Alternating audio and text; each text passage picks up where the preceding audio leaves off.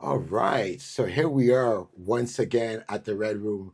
For those of you who actually subscribe to my channel, I really appreciate it. Lots of love going back to you. And for those of you who haven't pressed that button yet, I know you will soon, so I really appreciate that.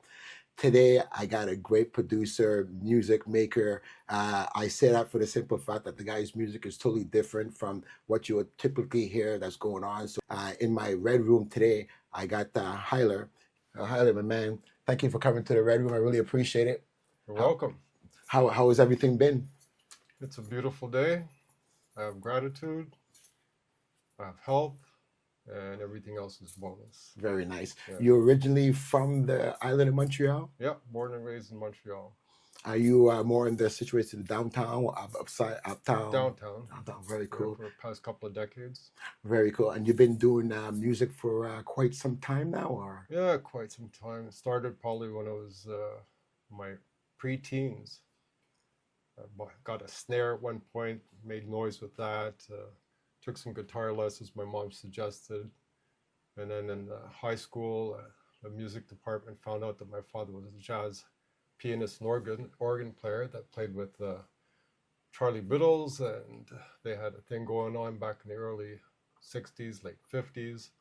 So definitely the music is in my blood. Amazing. And so I wanted to play saxophone, and they gave me the clarinet to start with. Then I moved on to saxophone, then kind of faded out of that for a while.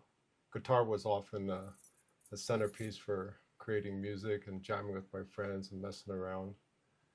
And then in maybe the early 80s, mid 80s, we have 4-track on cassette. And my buddies and I are playing with that. Some people are engineers, some are musicians, music makers. And back in '88. Well, you're going back to the golden days where music really took a transformation from electronic for keyboards, finally moving into more of a heavier bassy sounds. True that. Yeah, For sure. It was just about to come. So in '88, I opened up a recording studio with a couple of buddies of mine. And at that time it was called Studio Fusion. It was a 16-track, half-inch tape, reel to reel.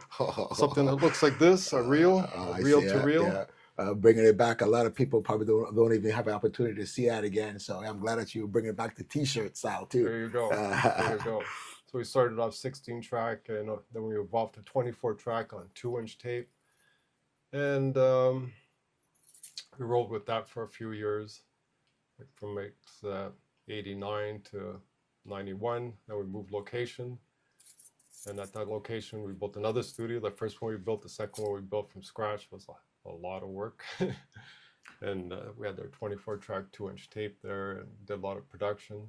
Did you do more stuff for your personal self, or did you do stuff for other people as far as production or producing for them, or did you do more stuff for you and your friend, the partner that you opened up these spots with? Most of the production that was going on in the studio was customer base. Okay. One of the customers we had that did really well in the hip hop scene was MCJ and Cool G. Okay. So a friend of mine was managing them, and he brought them into the studio, and they worked on a lot of tracks there. And talk about tracks there. Were you part of that production team as far as making some of the background sounds for that, or were you more of the button recording? What part of the studio were you involved in back then? I predominantly was more into, guess, a bit of marketing, administration, seeking clients, and then my partners were covering the engineering and some production. Great. And we also got involved with some artists. One was called Portfolio. Okay, great. And that was came close to having success, very, very close. Nice. One of the key members in that band was Alan Prater. Okay. And he's with a band called the Brooks now. Okay. Well, if I'm not mistaken, you were, not to go off topic, but you did a video or helped somebody do a video yesterday or a couple of days ago. Yes, yesterday. What was that name of that? Your friend of yours as well, too, isn't he? Exactly. Is that the same person we're talking about right now? Or is it a different person. What's his name, if you don't mind me, if you don't want to... His name is Philip Faith. Philip Faith, okay. Yeah, and we got involved with him in the studio. So most of the the work that was being done was customer based. Okay. And with him, it was a production that we invested in.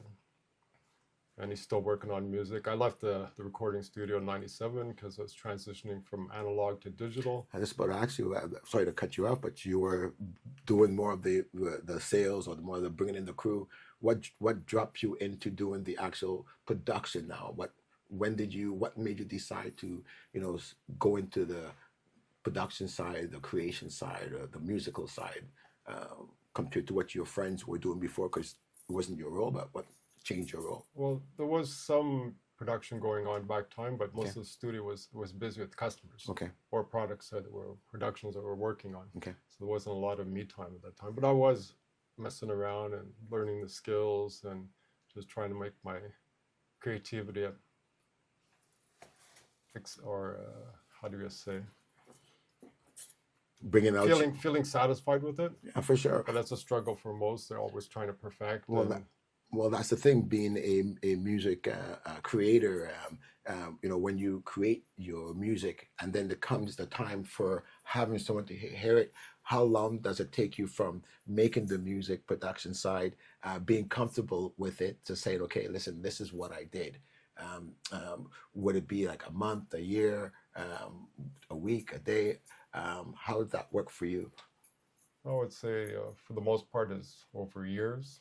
Okay. Yeah. And I believe right now you have some stuff for us that we can probably hear a little bit in the background, if you don't mind. Sure. Maybe you can play. What would this, the one that you're going to play low in the background while I still have to a few questions, that's okay. What would this be about? How did you come about creating this particular track that we're going to hear in the background? Well, most of the creativity that comes to me just surprises me because I'll open up the keyboard or laptop, open up the DAW, listen to a preset. I'll like, oh, I like that preset. And I'll just play with it for a bit. Then it just evolves. And then I'll listen to some other presets or sounds. And I have some ideas. I'll move with those ideas. Sometimes they're happy accidents because I'm moving around. I'm like, oh, what's that? And then I modify, play with it, and become something. Yeah, Correct. so most of it, I'm not pre-planned. Don't really Okay. have a direction. It's just whatever I feel at that moment, that's what comes. Okay. Well, perhaps we can hear a little bit of that, what you had in mind there, what we were talking about. Yeah. Yeah. This was, I produced this little probably in the last few months or so, and maybe about 6 or 8 sessions that I did to get to this point. Okay.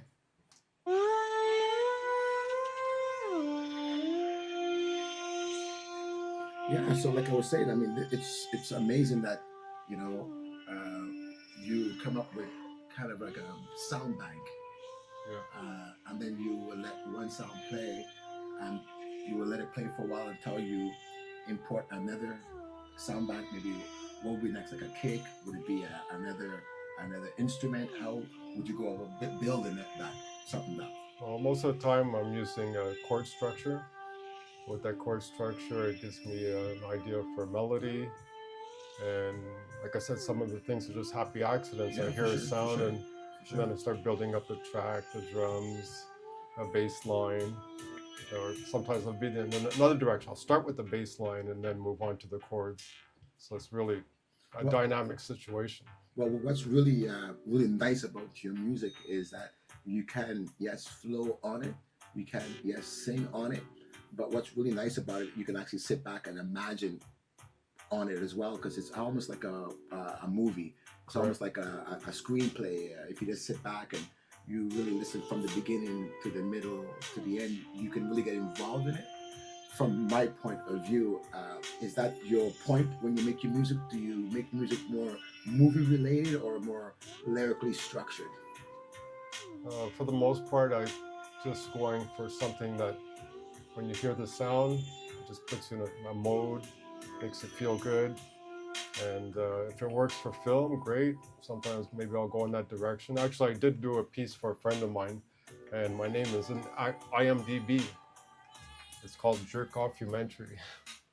And he asked me to do a piece of music for him. I did, and then he says, hey, you're on IMDb as a composer. I was like, oh, cool. Nice.